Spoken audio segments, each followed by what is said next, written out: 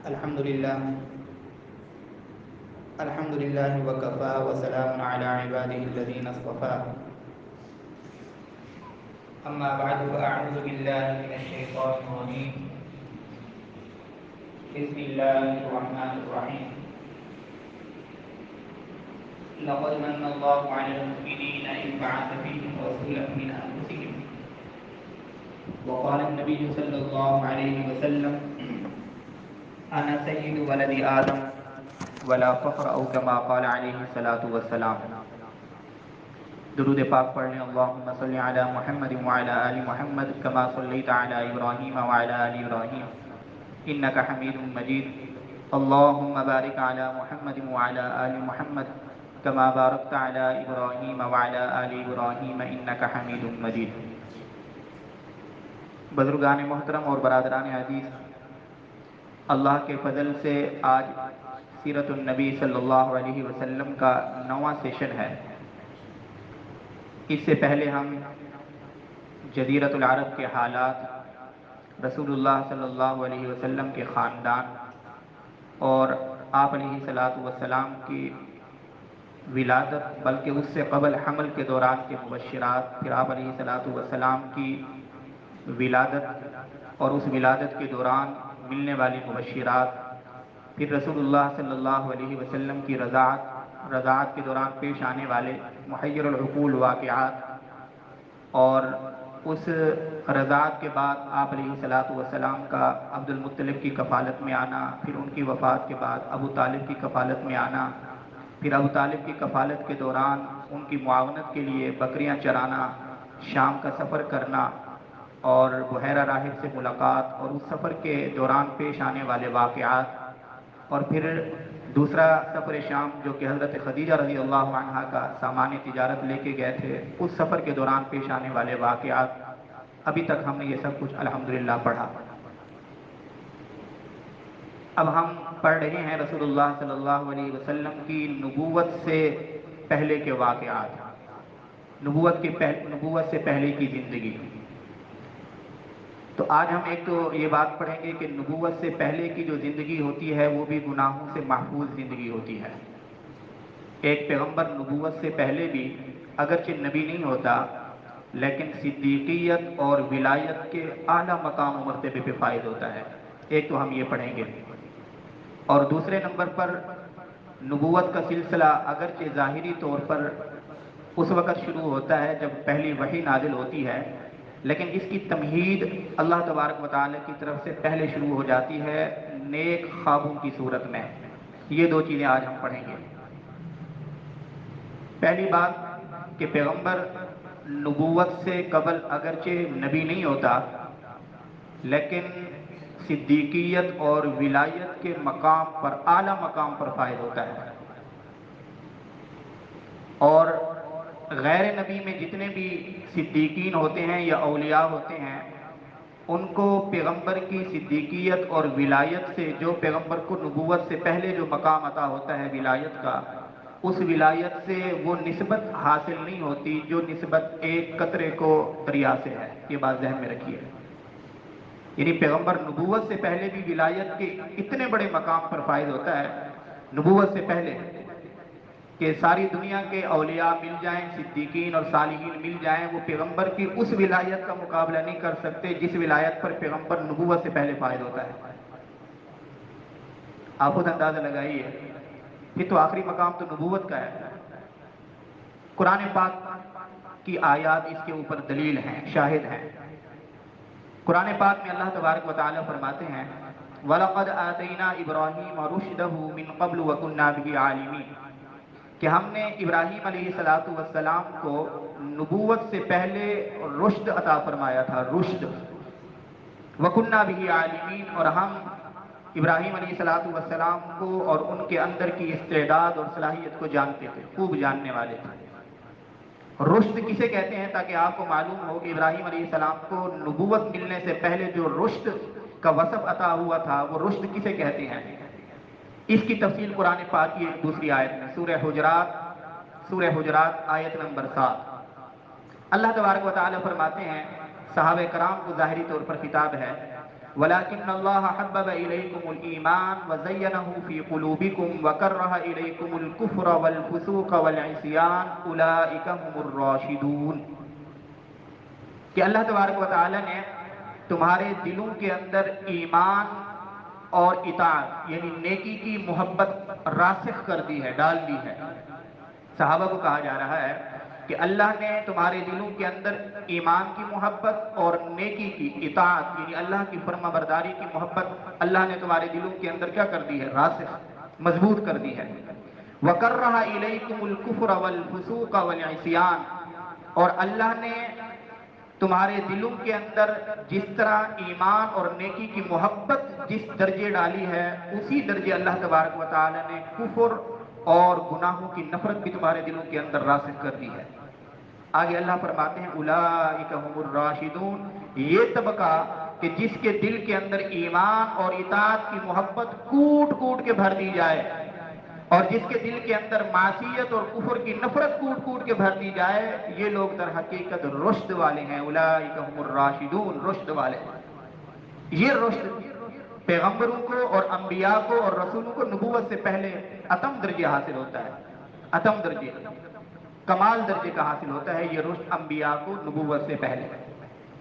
اس سے معلوم ہوا کہ انبیاء علیہ السلام اگرچہ نبوت اور رسالت کے ملنے سے پہلے نبی نہیں ہوتے، لیکن اعلیٰ درجے کے ولی اور صدیق ہوتے ہیں، اور ان کو اللہ تبارک و تعالی ولایت کا جو مقام عطا فرماتے ہیں، دنیا کے سارے ولی مل کر بھی اس ولایت کا مقابلہ نہیں کر سکتے۔ اسی مضمون کو سمجھنے کے لیے تھوڑا سا احادیث مبارکہ کا مطالعہ کر لیتے ہیں کہ اللہ تبارک و تعالی اپنے پیغمبر اور نبی کی حفاظت نبوت سے پہلے کس درجے فرماتے ہیں، حفاظت فرماتے ہیں۔ پہرا ہوتا ہے پیغمبر کے اقوال پہ، پیغمبر کے افعال پہ، نبوت سے پہلے کی بات کرو۔ ابھی تو نبوت آئی نہیں ہے نا، ہم نبوت سے پہلے کے حالات پڑھ رہے ہیں۔ نبوت سے پہلے اللہ تبارک و تعالی کس طرح نگرانی فرماتے ہیں بننے والے نبی کے اقوال کی، اعمال کی، افعال کی، حتیٰ کہ خیالات اور افکار کی، ظاہر اور باطن ہر کسی کی حفاظت۔ دو حدیثیں ہیں جو کہ حضرت علی رضی اللہ تعالی عنہ سے مروی ہیں، پہلے وہ سنیے۔ ایک حدیث میں حضرت علی رضی اللہ تعالی عنہ روایت فرماتے ہیں کہ رسول اللہ صلی اللہ علیہ وسلم سے پوچھا کہ اللہ کے نبی آپ نے کبھی بت پرستی کی، کسی بت کی عبادت کی نبوت سے پہلے؟ حضور نے فرمایا کہ نہیں۔ پھر پوچھا کہ اللہ کے نبی آپ نے کبھی شراب پی نبوت سے پہلے؟ کیونکہ شراب تو عام تھی، جس طرح ہمارے ہاں چائے عام ہے، اس سے بھی زیادہ شراب پی جاتی تھی، حرام نہیں تھی، حرام نہیں تھی، یہ بات ذہن میں رکھیے، بالکل عام تھی، لیکن کیونکہ ایک لغو کام تھا، اللہ نے لغویات سے بھی اور بے مقصد اللایانی چیزوں سے بھی نبی کو دور رکھا۔ تو پھر پوچھا اللہ کے نبی آپ نے نبوت سے پہلے کبھی شراب استعمال کی؟ حضور نے فرمایا نہیں۔ پھر آپ علیہ السلام نے خود ارشاد فرمایا کہ میں تو نبوت سے پہلے بھی ان تمام چیزوں کو کفر سمجھتا تھا، نبوت سے پہلے بھی ان تمام چیزوں کو کیا سمجھتا تھا؟ کفر سمجھتا تھا۔ ایک اور روایت حضرت علی رضی اللہ تعالیٰ عنہ کی، وہ فرماتے ہیں کہ میں نے رسول اللہ صلی اللہ علیہ وسلم سے سنا کہ نبوت سے پہلے جتنی بھی جاہلیت کے امور تھے یا رسم و رواج تھے، ان کے بارے میں میں کبھی سوچتا بھی نہیں تھا، ان کی سوچ بھی مجھے نہیں آتی تھی، سوچ ذہن میں بھی وہ چیزیں نہیں آتی تھی، الا یہ کہ پوری زندگی میں 2 مرتبہ ایسا واقعہ ہوا، میں کسی جاہلی رسم و رواج کے اندر ظاہری طور پر مجھے شرکت کا موقع ملا، اللہ تبارک و تعالی نے حیرت انگیز طور پر میری حفاظت فرمائی۔ آگے حضور علیہ السلام نے خود اس کی وضاحت فرمائی کہ ایک مرتبہ مجھے شوق پیدا ہوا کہ مکہ کے اندر شادی ہے اور اس شادی کے اندر میں جا کر شریک ہوتا ہوں، جا کر دیکھتا ہوں کہ مکہ والوں کا شادی کرنے کا طریقہ کار کیا ہے۔ اس شادی کے اندر، تقریب کے اندر قصے خانیاں ہوتی تھی، گانے بجائے جاتے تھے، گانے گائے جاتے تھے، اور شعر و شاعری ہوتی تھی، جھوٹی قسم کی شعر و شاعری۔ رسول اللہ صلی اللہ علیہ وسلم نے فرمایا، یہ حضرت علی فرما رہے ہیں، حدیث ہے حضرت علی رضی اللہ تعالیٰ عنہ، کہ آپ علیہ السلام نے فرمایا کہ میں نے بکریاں ایک اپنے دوست کے ذمہ لگا دی کہ بکریاں تم نے چرانی ہیں، کیونکہ ساری رات میں نے جا کر ادھر شریک ہونا ہے، شادی کی تقریب میں ظاہر ہے صبح مجھے نیند ہوگی، تو بکریاں تم نے صبح چرانی ہیں۔ حضور فرماتے ہیں کہ میں رات کو اس شادی والے مقام پر ابھی گیا، ابھی وہ معاملہ شروع ہو رہا تھا، ابھی گانے وغیرہ شروع نہیں ہوئے تھے اور نہ ہی قصے خانیاں شروع ہوئی تھی۔ حضور فرماتے ہیں جیسے ہی اس محفل میں جا کر بیٹھا، حدیث کے الفاظ ہیں فغلبنی النوم، اچانک میرے اوپر نیند غالب آ گئی۔ اور اس قدر نیند آئی کہ فمستيقظت الا بعد حر الشمس، کہ پھر صبح جا کر سورج کی تمازت اور حرارت کی وجہ سے میری جاگ ہوئی۔ جب میری جاگ ہوتی ہے صبح، میں نے دیکھا ہے سارا کا سارا فنکشن اور تقریب ختم ہو چکی ہے۔ حضور فرماتے ہیں کہ میں آیا اپنے دوست کے پاس جس کے ذمہ لگا کے گیا تھا بکریوں کا چرانا، اس نے مجھ سے پوچھا کہ ماذا رأیت، اے محمد کیا دیکھ کر آئے ہو شادی کے اندر؟ میں نے کہا میں تو کچھ نہیں دیکھ سکا۔ پوچھنے لگا کیوں؟ تو میں نے کہا اتفاقاً نیند آ گئی تھی۔ تو پھر میں نے ایک رات اور اسی اگلی رات، ظاہر ہے جیسے یہاں 2 2 3 3 4 4 دن شادی کا رواج رہتا ہے، وہاں بھی یہی رواج ہوگا۔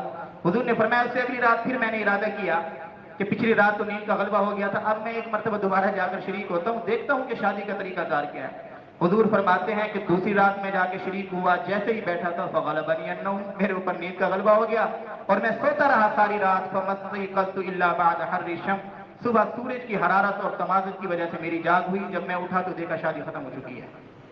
اللہ تبارک و تعالیٰ کی طرف سے غیبی حفاظت ہے کہ اللہ کسی رسم اور کسی رواج اور کسی لایانی اور بےہودہ کام کے اندر ظاہری شرکت بھی اپنے نبی کی برداشت نہیں کر رہے نبوت سے قبل۔ ایک اور حدیث وہ حضرت جابر رضی اللہ تعالیٰ عنہ کی روایت ہے کہ وہ فرماتے ہیں کہ رسول اللہ صلی اللہ علیہ وسلم خانہ کعبہ کی تعمیر ہو رہی تھی نبوت ملنے سے قبل، اس کے اندر آپ علیہ الصلوۃ والسلام بھی دوسرے لوگوں کی طرح پتھر اٹھا کر آپ علیہ الصلوۃ والسلام کی خدمت کر رہے تھے، جس طرح دوسرے لوگ پتھر اٹھا رہے تھے تعمیر کے لیے۔ حضور علیہ الصلوۃ والسلام نے جیسے ہی پتھر اٹھایا تو اس وقت کیونکہ لوگوں کے پاس شلوار قمیصیں نہیں ہوتی تھی، تہبند باندھتے تھے، اوپر بھی ایک چادر اوڑھ لی، یہ ان کے پاس کل سرمایہ ہوتا تھا۔ حضور فرماتے ہیں کہ جیسے ہی میں نے پتھر اٹھایا تو جو میں نے تہبند باندھی ہوئی تھی اس کا وہ حصہ جو کہ سطر والا حصہ تھا، سطر والا تھوڑا سا تہبند ہٹا، جس کی وجہ سے تھوڑا سا سطر کا حصہ ظاہر ہو گیا، غیر شعوری طور پر، جان بوجھ کے نہیں، پتھر اٹھانے کی وجہ سے۔ جیسے آپ علیہ الصلوۃ والسلام کو معلوم ہوا کہ سطر کا حصہ ظاہر ہوا ہے پتھر اٹھاتے ہوئے، حضور فوراً بے ہوش ہو کر گر پڑے۔ صحابہ نے پوچھا، بعد میں ایک روایت میں آتا ہے کہ ابو طالب نے پوچھا کہ اے محمد صلی اللہ علیہ وسلم بے ہوش کیوں ہو گئے تھے، یہ کیا ماجرا ہوا تمہارے ساتھ؟ حضور علیہ الصلوۃ والسلام نے جواب دیا، جس وقت میں نے پتھر اٹھایا اور میرے سطر سے تہبند کا تھوڑا سا حصہ یعنی ہٹا اور میرا سطر ظاہر ہوا، اس وقت ایک غیب سے آواز آئی، یا محمد عورتک، اے ہمارے محمد، اے پیارے محمد اپنے سطر کو چھپاؤ۔ اور یہ غیبی آواز اس قدر جاندار تھی کہ میں غشی کھا کر گر پڑا۔ اس کے بعد صحابہ فرماتے ہیں حضور نے فرمایا اور صحابہ فرماتے ہیں اس کے بعد آپ علیہ الصلوۃ والسلام کا سطر مبارک غیر شعوری طور پر بھی ایک لحظے کے لیے کبھی نہیں کھلا۔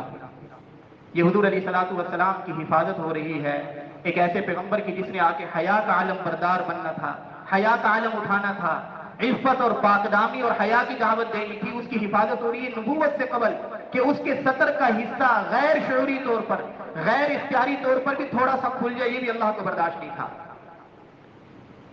اور میں آپ حضرات سے گزارش کروں گا ہمیں ذہن میں رکھنا چاہیے یہ مسئلہ کہ سطر وہ حصہ ہوتا ہے کہ جس کا ڈھانپنا ہر حال میں لازمی ہوتا ہے، صرف نماز میں نہیں، نماز میں بھی غیر نماز میں بھی۔ گھٹنوں سے لے کر ناف تک ایک مرد کا سطر ہے، اس کے اندر یہ گھٹنے شامل ہیں۔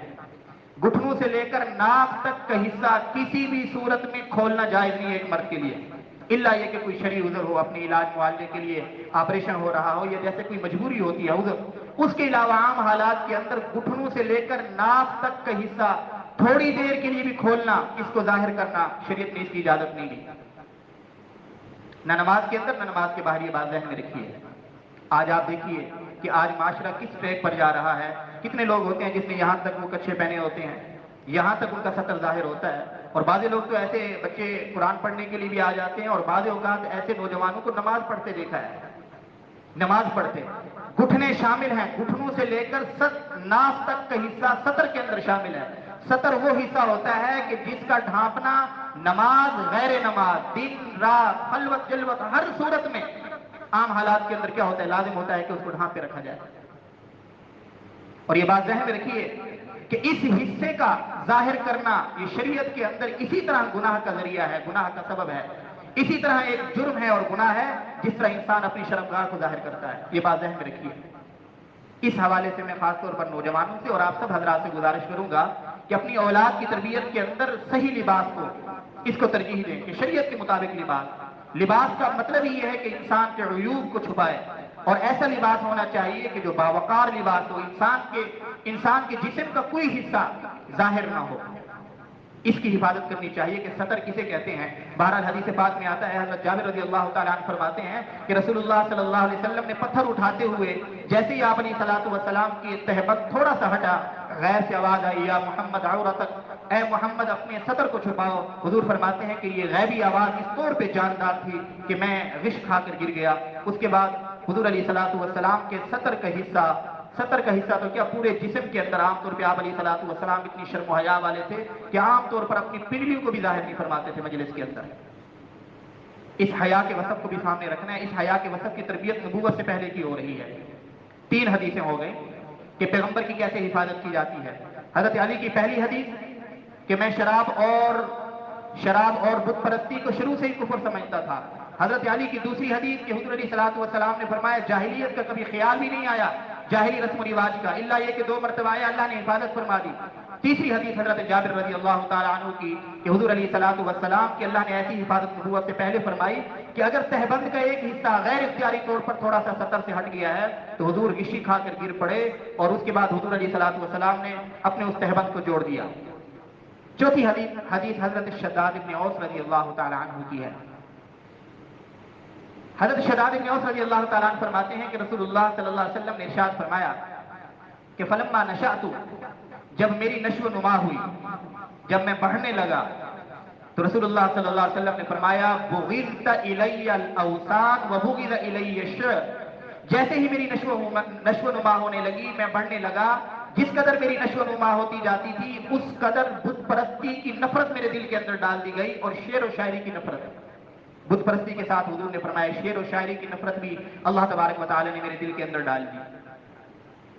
شعر و شاعری کی نفرت کیوں ڈالی؟ یہ ایک سوال پیدا ہوتا ہے۔ اس لیے کہ اس دور میں بھی اور آج کے دور میں بھی شعراء، عام طور پہ شعراء کی جو شاعری ہوتی ہے جھوٹ پر مبنی، مبالغہ آرائیوں پر مبنی ہوتی ہے، حقیقت پر مبنی نہیں ہوتی، اور واقعہ کے خلاف ہوتی ہے، یا پھر اس کے اندر کذب کا احتمال اور تخیلات پر مبنی ہوتی ہے، حقائق پر مبنی نہیں ہوتی۔ اور جو پیغمبر آتا ہے وہ سر کے بالوں سے لے کر پاؤں کے ناخن تک حق اور سچ ہوتا ہے۔ اس کے اعمال سچے، اس کے افعال سچے، اس کے اقوال سچے، اس کا ظاہر سچا، اس کا باطن سچا، اس کے ارادے سچے، اس کے عزائم سچے، اس کی نیتیں سچی، اس کے تصورات سچے، اس کے افکارات اور نظریات اور خیالات سارے کے سارے حق اور سچ ہوتے ہیں۔ اس لیے پیغمبر کے لیے مناسب نہیں ہے کہ اس کو شعر و شاعری کے ساتھ بھی مناسبت ہو، اس لیے کہ شعر و شاعری کا عام طور پر تعلق مبالغہ آرائی کے ساتھ ہوتا ہے، تخیلات کے ساتھ ہوتا ہے، خلاف حقیقت ہوتا ہے۔ اس لیے رسول اللہ صلی اللہ علیہ وسلم نے ارشاد فرمایا کہ جس قدر میری نشو و نما ہوتی گئی، اللہ تبارک و تعالیٰ کی طرف سے میرے دل کے اندر بت پرستی کی بھی نفرت بڑھتی گئی اور شعر و شاعری کی نفرت بھی بڑھتی گئی۔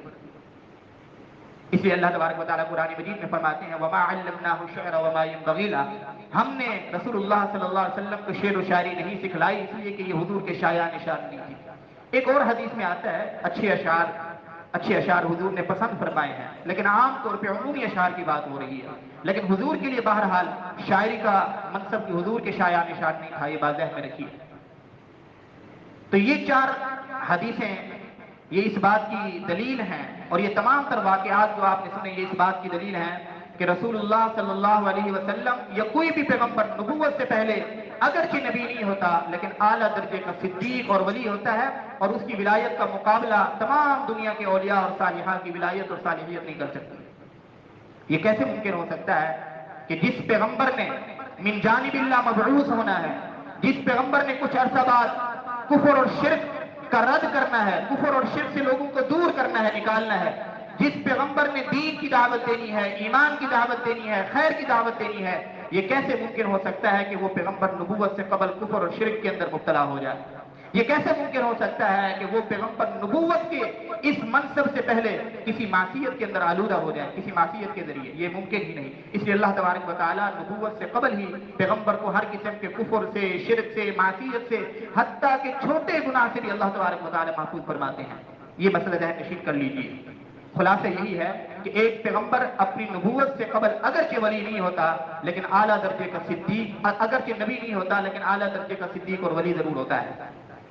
دوسرے نمبر پر ہمارے مذاکرے کا جو دوسرا حصہ ہے وہ یہ ہے اب آپ علیہ الصلوۃ والسلام کا یہ پیریڈ قریب جا رہا ہے نبوت کے قریب، اگرچہ حضور کو نبوت اللہ کے ارادے اور اللہ کے فیصلے کے مطابق تو حضور کو نبوت کائنات کی تخلیق سے بھی پہلے مل چکی تھی۔ حدیث پاک میں آتا ہے آپ علیہ الصلوۃ والسلام نے فرمایا کنت نبیا وآدم بین الماء والطین، کہ میں اس وقت اللہ کے فیصلے میں اور اللہ کے علم دائمی کے روشنی میں اس وقت بھی نبی تھا جس وقت آدم علیہ الصلوۃ والسلام کی تخلیق بھی نہیں ہوئی تھی۔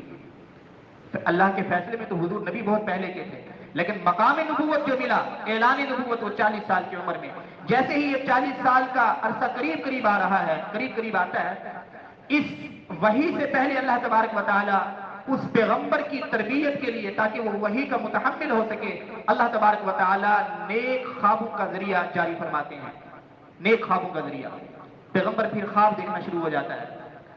بخاری شریف کی روایت ہے، حضرت عائشہ صدیقہ رضی اللہ تعالیٰ عنہ فرماتی ہیں کہ اول ما بدأ به رسول اللہ صلی اللہ علیہ وسلم من الوحی الرقیہ الصالحہ، کہ وحی کا سلسلہ جو شروع ہوا آپ علیہ الصلوۃ والسلام کا، وہ نیک خوابوں کے ذریعے ہوا۔ نیک خوابوں کے ذریعے وحی کا سلسلہ شروع ہوا، اور آپ علیہ الصلوۃ والسلام جو خواب دیکھتے تھے، حضرت عائشہ فرماتی ہیں نیند کے اندر رات کے وقت حضور جو خواب دیکھ رہے ہیں، صبح کے وقت وہ ایسا ظاہر ہو جاتا تھا جیسے صبح کی روشنی، اس کے اندر کسی قسم کا کوئی ابہام نہیں ہوتا۔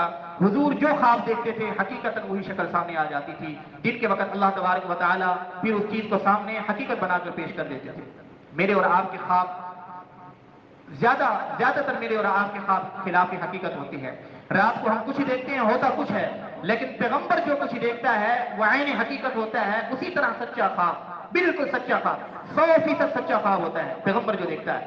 اس کی ایک وجہ تو یہ ہے کہ رسول اللہ صلی اللہ علیہ وسلم نے ارشاد فرمایا اصدقهم رقیا اصدقهم صدیق اصدقهم حدیثا، کہ جو بندہ اپنے اقوال و افعال میں جس قدر سچا ہوگا اس کے خواب اس قدر سچے ہوں گے۔ یہ بات ذہن میں رکھیے۔ جو بندہ اگر یہ دیکھنا چاہتا ہے کہ میرے خواب سچے ہیں یا جھوٹے ہیں، وہ اپنی زندگی کو دیکھ لے کہ میں اپنی زندگی میں سچا ہوں یا جھوٹا ہوں۔ حضور نے فرمایا کہ جو بندہ اپنے کلام میں، اپنے اقوال میں، اپنے افعال میں جس قدر سچا ہوگا اس کو خواب بھی اس قدر سچے آئیں گے، اور جو بندہ سارا دن جھوٹ بولتا ہے، اپنے معاملات میں جھوٹا ہے، تو خواب بھی جھوٹے آتے ہیں۔ اس لیے حضور علیہ الصلوۃ والسلام کی اس حدیث کی روشنی میں ظاہر ہے سب سے زیادہ سچے کون ہیں اس کائنات کے اندر؟ رسول اللہ صلی اللہ علیہ وسلم سب سے زیادہ۔ اللہ کے بعد سب سے زیادہ سچے کون؟ انبیاء کا طبقہ ہے، اور پھر اس میں بھی رسول اللہ صلی اللہ علیہ وسلم کو جو مقام حاصل ہے وہ کسی کو حاصل نہیں۔ اس لیے یہ کیسے ممکن ہو سکتا ہے کہ کسی پیغمبر کا خواب خلاف حقیقت ہو، سچا واقع نہ ہو؟ پیغمبر جو خواب دیتا ہے وہ سچا واقع ہوتا ہے، سچا واقع۔ اور دوسری بات یہ ذہن میں رکھیے، پیغمبر کا خواب وحی کی طرح سچا ہوتا ہے، جس طرح وحی کے اندر کوئی شبہ نہیں ہوتا، کسی قسم کے کذب کا احتمال نہیں ہوتا، اس طرح پیغمبر کے خواب کے اندر بھی کسی قسم کے جھوٹ کا شائبہ اور کسی قسم کے کذب کا احتمال نہیں ہوتا۔ میرے اور آپ کے خواب کے اندر ہو سکتا ہے۔ اور یہ بات ذہن میں رکھیے کہ جو غیبی امور ہوتے ہیں، غیبی امور کے انکشاف کا اعلیٰ ترین ذریعہ وہ تو وحی ہے۔ وحی کے ذریعے غیبی امور منکشف ہوتے ہیں، اعلیٰ ترین ذریعہ۔ لیکن غیبی امور کے انکشاف کا ادنا ترین ذریعہ وہ نیک اور صالح خواب ہیں۔ یہ بات ذہن میں رکھیے۔ نیک خوابوں کے ذریعے، سچے خوابوں کے ذریعے اللہ تبارک و تعالیٰ بعض اوقات غیبی امور سے مطلع فرما دیتے ہیں غیر نبی کو بھی۔ یہ بات ذہن میں رکھیے۔ غیبی امور کے انکشاف کا اعلیٰ ترین ذریعہ تو وہی ہے، وہی کے ذریعے غیبی امور معلوم ہوتے ہیں۔ کون جنت میں ہے، کون جہنم کے اندر، جنت کیا ہے، اللہ کی رضا کیا ہے، فرشتے کیا ہیں۔ غیبی امور کے انکشاف کا ادنا ترین ذریعہ، پہلی سیڑھی، وہ نیک اور صالح خواب ہوتے ہیں۔ اسی وجہ سے اللہ تبارک و تعالیٰ براہ راست وحی کے ذریعے پیغمبر کی نبوت کا ابتدا نہیں فرماتے، بلکہ اس سے پہلے تمہید نیک خوابوں کے ذریعے ہوتی ہے تاکہ ایک تربیت شروع ہو جائے۔ اس لیے آپ علیہ الصلوۃ والسلام نے فرمایا لم یبق من النبوۃ الا المبشرات، کہ میرے جانے کے بعد نبوت کا سلسلہ تو ختم ہو جائے گا، کوئی نبی نہیں آئے گا جو آ کر یہ دعویٰ کرے کہ مجھے وحی آئی ہے غیبی امور کے بارے میں، لیکن مبشرات اور نیک خواب باقی رہیں گے۔ نیک خوابوں کے ذریعے بعض اوقات اللہ تبارک و تعالیٰ اپنے نیک بندوں کو کسی غیبی امر پر بھی مطلع فرما دیتے ہیں۔ یہ بات نبوت کے منافی نہیں۔ آج بھی اللہ والے، اللہ کے نیک بندے ایسے امور سے متعلق خواب دیکھتے ہیں جو ہم نے اور آپ نہیں دیکھتے۔ یہ بات ذہن میں رکھیے۔ اور اس کے ساتھ ساتھ یہ بات بھی ذہن میں رکھیے کہ خواب عام طور پر 3 اقسام کے ہوتے ہیں۔ اب یہ بات ہمارے متعلق ہے، کیونکہ خواب کا موضوع آیا ہے تو تھوڑی سی اس کی تفصیل میں آپ حضرات کے سامنے رکھ جاتا ہوں۔ کیونکہ لوگ عام طور پہ مسئلے پوچھتے رہتے ہیں خواب سے متعلق. خواب عام طور پہ 3 قسم کے ہوتے ہیں. یا تو وہ خواب نفسانی ہوں گے، نفس کا اثر ہوگا، نفس کا نتیجہ، نفسانی خواہشات، نفسانی سوچیں. یا وہ خواب شیطانی ہوں گے، شیطان کا تسلط ہوگا، شیطان کا حملہ ہوگا. یا وہ خواب رحمانی ہوں گے، اللہ کی طرف سے ہوں گے. پہلے نمبر کے خواب نفسانی، مثال کے طور پر سارا دن ہماری جو ایکٹیویٹی ہے، ہماری جو مصروفیت ہے، جس کے بارے میں ہم سارا دن سوچتے رہتے ہیں اپنے کام سے متعلق، بزنس سے متعلق، یا سارا دن گھر کے اندر جو ایک چون چرا کا ماحول ہے، گھر کے اندر ایک دوسرے کے ساتھ کھینچا تانی ہے، ایک دوسرے کے ساتھ کوئی معاملات ڈسٹرب ہو گئے ہیں، اس کے بارے میں سوچ رہے ہیں، تو رات کو جب سوئیں گے آنکھیں بند ہوں گی تو یہی فلم چلتی رہے گی. یہ اس کو کہتے ہیں اضغاث الاحلام، نفسانی شیطان. یعنی ہمارا دماغ سارا دن جن کاموں میں مصروف رہا ہے، جن کاموں کے بارے میں سوچتا رہا ہے، رات کو ہم نے وہی چیزیں دیکھی ہیں. ان خوابوں کی کوئی حیثیت نہیں ہے. ان خوابوں کے دیکھنے کے بعد پریشان نہیں ہونا چاہیے اور نہ ہی تعبیر پوچھنے کی ضرورت ہے. یہ جو کچھ ہم دیکھتے رہے ہیں اسی کا اثر ہم نے اپنے دماغ کے اندر رات کو پایا ہے، فلم چلی ہے. دوسرے نمبر پر جو خواب ہوتے ہیں وہ شیطانی ہوتے ہیں. شیطانی عام طور پہ فاسق و فاجر لوگ، گنہگار لوگوں کو یہ شیطانی خواب نظر آتے ہیں. وہ یہ ہے کہ شیطان ان کو ڈراتا ہے. خوف زدہ طور پر وہ جو ہے نا خوفناک قسم کا کوئی منظر دیکھ لیتے ہیں، خوفناک تصویر دیکھ لیتے ہیں، شکل دیکھ لیتے ہیں، خوف زدہ ہو جاتے ہیں. اسی طرح کسی بدکاری کے اندر مبتلا کر دیتا ہے، کسی ناجائز عمل کے اندر مبتلا کر دیتا ہے، جس کا ایک نتیجہ احتلام کی صورت میں ہوتا ہے. یہ بھی شیطانی خواب ہوتے ہیں. ان کی بھی تعبیر پوچھنے کی ضرورت نہیں ہے. اس کا حل شریعت نے یہ بتلایا ہے دوسری قسم کا، رسول اللہ صلی اللہ علیہ وسلم نے، کہ اگر کوئی انسان برا خواب دیکھتا ہے، شیطان کی طرف سے کوئی خوفناک صورتحال دکھائی گئی ہے، تعبیر پوچھنے کی بھی ضرورت نہیں ہے. اس کا ایک ہی حل ہے. آپ علیہ الصلوۃ والسلام نے فرمایا جیسے ہی آنکھ کھلے انسان کو چاہیے، اس مسلمان کو چاہیے کہ وہ اعوذ باللہ من الشیطان الرجیم پڑھ لے، لا حول ولا قوت الا باللہ پڑھ کے بائیں طرف 3 مرتبہ تھوک لے اور اپنی کروٹ دائیں طرف کروٹ کر کے سو جائے. یہ اس کا حل بتایا. اس کی تعبیر پوچھنے کی ضرورت نہیں ہے. تیسرے نمبر پر رحمانی خواب جو اللہ کی طرف سے آتے ہیں. اس خواب کے اندر بعض اوقات کوئی تنبیہ بھی ہوتی ہے. مثال کے طور پر کسی کے عزیز کا کوئی انتقال ہوا، وہ دیکھتا ہے کہ میرے والد کا انتقال ہو گیا ہے اور میں نے اپنے والد کو دیکھا کہ وہ بڑی بیماری کی حالت میں نظر آ رہے ہیں، میں نے اپنے والد کو دیکھا کہ وہ جہنم کے اندر نعوذ باللہ نظر آ رہے ہیں، کسی مصیبت کے اندر نظر آ رہے ہیں. یہ اللہ کی طرف سے خواب ہے. اب تعبیر پوچھنی چاہیے کہ میں نے اپنے والد کو اس خوفناک منظر کے اندر دیکھا، اس کی تعبیر کیا ہے. وہ کوئی معبر بتلائے گا کہ اس کی تعبیر کیا ہے. اور اس کے اندر مبشرات بھی ہو سکتے ہیں، کیونکہ کوئی بندہ دیکھتا ہے، اپنے آپ کو دیکھتا ہے کہ وہ جنت کے باغوں کے اندر ٹہل رہا ہے، اپنی والدہ کو دیکھتا ہے، اپنے والد کو دیکھتا ہے، اپنے شیخ کو دیکھتا ہے، کوئی بھی خوشخبری، کوئی بھی بشارت دیکھتا ہے، تو اس کا مطلب یہ اللہ تبارک و تعالیٰ کی طرف سے ایک بشارت کا پیغام ہے، اللہ تبارک و تعالیٰ کی طرف سے ایک سلامتی کا پیغام ہے. بہرحال ان کے اندر بھی اگر کوئی معاملہ کوئی ایسا ہو کہ جس کا کوئی سمجھ نہ آ رہا ہو، وضاحت نہ ہو رہی ہو، تو ان خوابوں کے اندر کسی معبر سے پھر جو ہے نا رجوع کرنا چاہیے، تعبیر بتانے والے کی طرف.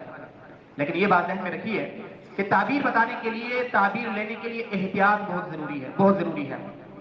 ہر ایرے غیرے بندے سے تعبیر نہیں پوچھنی چاہیے.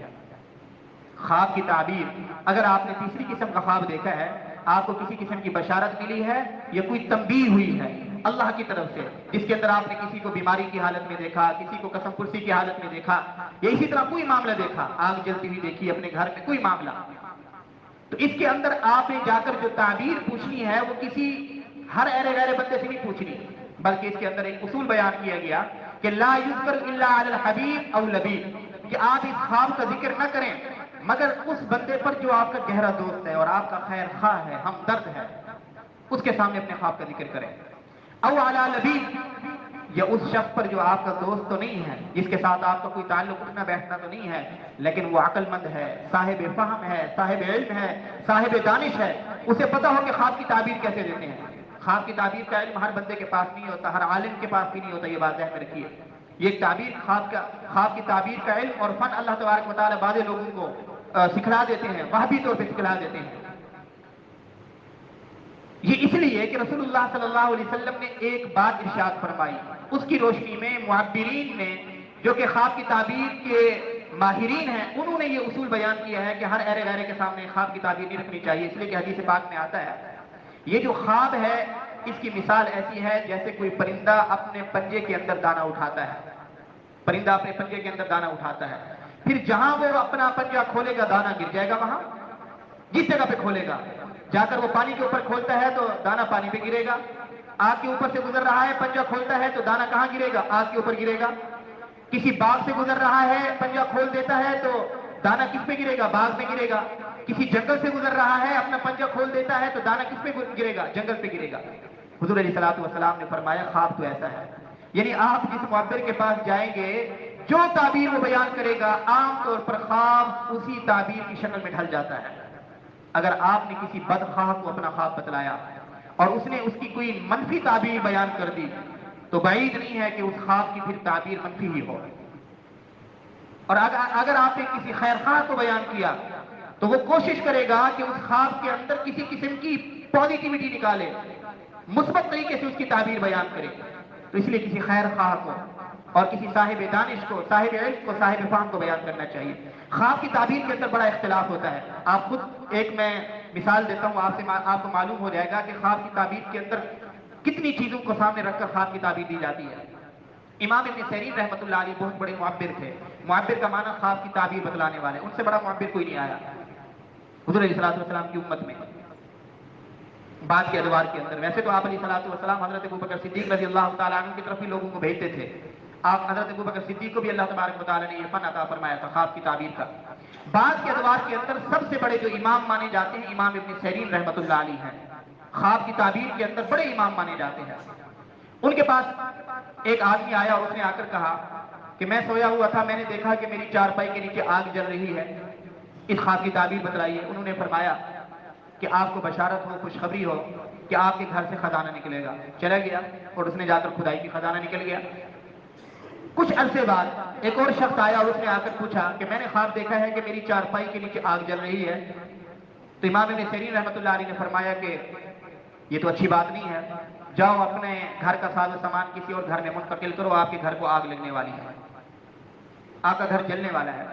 شاگردوں نے پوچھا کہ استاد محترم، کچھ عرصہ پہلے ایک شخص نے آ کر جو خواب پوچھا تھا، کچھ عرصہ بعد بھی دوسرے شخص نے آ کر بھی آئی نہیں وہی خواب پوچھا، آپ نے دونوں کی تعبیر الگ الگ بتائی، اس کی وجہ؟ خواب تو دونوں نے سیم دیکھا ہے کہ چارپائی کے نیچے آگ جل رہی ہے۔ تو امام ابن سیرین رحمۃ اللہ علیہ فرمانے لگے پہلے شخص جو آیا تھا خواب کی تعبیر پوچھنے کے لیے، اس نے سردیوں کے اندر خواب دیکھا تھا، سردی کے موسم میں، اور سردی کے موسم میں انسان کی فطرت ہوتی ہے کہ آگ کے قریب رہے، آگ اس کے لیے نافع بنتی ہے، نفع کا ذریعہ بنتی ہے، اس لیے اس کی تعبیر یہ نکلی کہ اسے نفع پہنچنے والا ہے۔ اور گرمیوں کے اندر آگ سے دور ہی رہتا ہے انسان۔ کبھی آپ نے دیکھا ہے کہ سخت گرمی کے اندر لوگ آگ کے قریب جا کر بیٹھے ہوں؟ نہیں، بلکہ آگ سے بچتے ہیں۔ آگ بلکہ اس گرمی سے بھی بچنے کے لیے کتنے مہنگے مہنگے جو ہے نا بل برداشت کرتے ہیں اے سی چلانے کے لیے، کتنے مہنگے بل آ رہے ہیں، لیکن اس کے باوجود اے سی تو ہم چلاتے ہیں نا گرمی سے بچنے کے لیے۔ دوسرے امام ابن سیرین رحمۃ اللہ علیہ نے کہا کہ گرمی کے موسم کے اندر آگ باعث نفع نہیں ہے بلکہ باعث نقصان ہے، اس لیے اس کی تعبیر مختلف تھی۔ اب دیکھیں بظاہر خواب ایک ہی ہے لیکن اس کی تعبیر دونوں مختلف ہیں۔ اسی طرح ایک صحابی آئی، اس نے آ کر کہا اے اللہ کے نبی، رو کر چلا کر کہنے لگی کہ میں تو ماری گئی۔ حضور نے فرمایا کیوں؟ کہنے لگی کہ میں نے آپ کے بارے میں خوفناک قسم کا خواب دیکھا اور میں برداشت نہیں کر سکتی کہ میں وہ بیان کروں۔ حضور نے فرمایا کہ بیان کرو۔ کہنے لگی کہ میں نے دیکھا کہ آپ کے جسم مبارک سے ایک حصہ کٹ جاتا ہے، ایک حصہ کٹ جاتا ہے اور وہ چلا جاتا ہے حضرت فاطمہ کی گود میں، پھر حضرت فاطمہ کے جسم مبارک سے ایک حصہ کٹ کر وہ میری گود میں آ جاتا ہے۔ میں تو اس کے بعد سے ڈر گئی، اتنا خوفناک خواب کہ حضور علیہ الصلوۃ والسلام کے جسم کو کٹتا ہوا دیکھا۔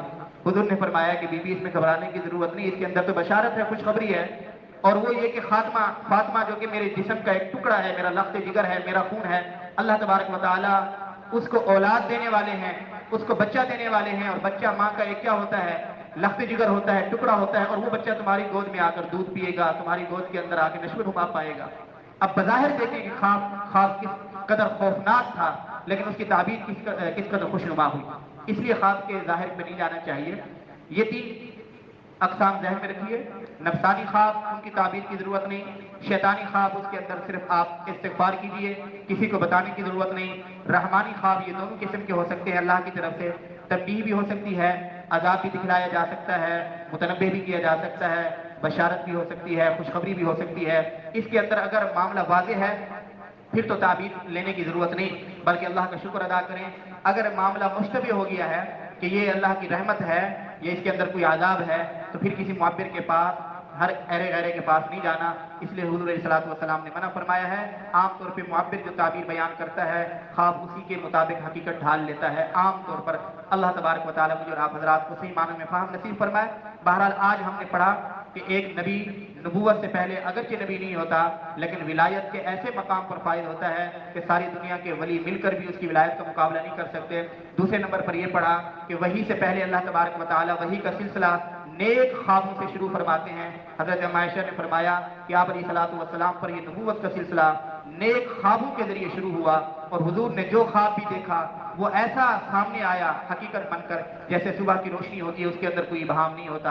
اس کے ضمن میں ہم نے خواب کی 3 صورتیں پڑھی اور اس سے متعلقہ آج کے نوجوانوں کو اور آپ حضرات کے ذہن میں یہ بات بٹھانے کی کوشش کی کہ ہر خواب قابل بیان بھی نہیں ہوتا، قابل تعبیر بھی نہیں ہوتا۔ جو قابل تعبیر ہوتا ہے وہ تعبیر اس شخص سے پوچھنی چاہیے کہ جو تعبیر دینے کی صلاحیت رکھتا ہو۔ انشاءاللہ العزیز اگلے سیشن سے ہم وحی سے آغاز کریں گے کہ آپ علیہ السلام سر 40 سال کی عمر میں جو وحی کا سلسلہ شروع ہوا تھا۔ اللہ تبارک و تعالیٰ مجھے اور آپ حضرات کو صحیح معنوں میں سیرت کے ساتھ جڑنے کی توفیق عطا فرمائے،